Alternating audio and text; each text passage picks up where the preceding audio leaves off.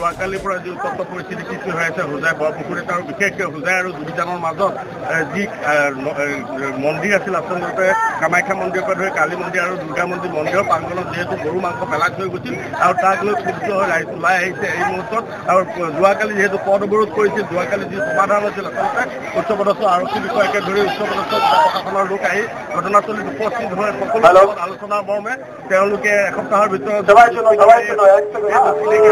কৰিবলৈ তেওঁলোকে এসপ্তাহৰ দিছিল। কিন্তু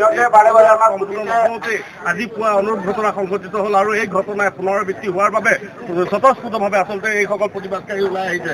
মই কেমেৰা পাৰ্চন বাবাইক দেখুৱাবলৈ অনুৰোধ কৰিছোঁ এইসকল প্ৰতিবাদ কৰি আচলতে তেওঁলোকে ৰাস্তা অৱৰোধ কৰি এইদৰে তেওঁলোকে প্ৰতিবাদ সাব্যস্ত কৰিছে আৰু ইয়াৰ প্ৰতিবাদকাৰী যিসকল বিষয় আছে বা লোক আছে তেওঁলোকৰ আচলতে কি ক'ব আচলতে কালি ৰাতিৰ পৰা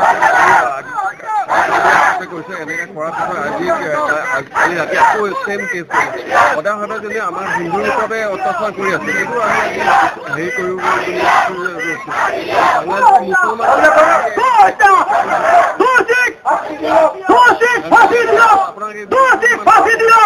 মুছলিম আমি আক্ৰমণৰ লগত আগতে শুনিছোঁ, কিন্তু আজিকালি চাই আছোঁ বাংলাদেশী মুছলিমকেইটাই এনেকুৱা কাম কৰি আছে। আমি এতিয়া আমি বিচাৰিছোঁ যদি বাংলাদেশী মুছলমানকেইটাক ইয়াৰ পৰা ওলাব লাগে আৰু ইয়াতে আজি অবৈধভাৱে যিবোৰ ৰৈ আছে এইবোৰ আৰু কি ক'ব আচলতে এইবাৰেই নহয় বিগত বছৰো ঘটনা অনুৰূপ ঘটনা হৈছিলে। বিগত বছৰত এইদৰে প্ৰতিবাদ কৰা হৈছিল কিন্তু আৰক্ষীয়ে কোনো ধৰণৰ আশ্বাস দি কোনো ধৰণৰ প্ৰতিফলন দেখুৱাব নোৱাৰিলে। আমাৰ ইয়াত যোৱা 15 বছৰ 20 বছৰৰ পৰা এইটো চিষ্টেমেই চলি আছে। ঈদৰ দিনা ঈদৰ পিছৰ দিনা গৌ মাংস মন্দিৰৰ ওচৰত পেলাই, কাৰোবাৰ ঘৰৰ ওচৰত পেলাই আৰু সিহঁতৰ লাষ্টত এটাই গম আছে কুকুৰা লৈ আনিছে, পগলাই লৈ আহিছে, এইটো সিহঁতৰ এটা বাহানা। যোৱাকালি কৰিলে আমাক গোটেই ৰাইজ লৈ আমি আন্দোলন কৰিলোঁ। প্ৰশাসনে কৈছে যে এইটো আৰু নহ'ব, আস্থা দিছে এসপ্তাহৰ ভিতৰত প্ৰব্লেমটো চল্ভ হ'ব।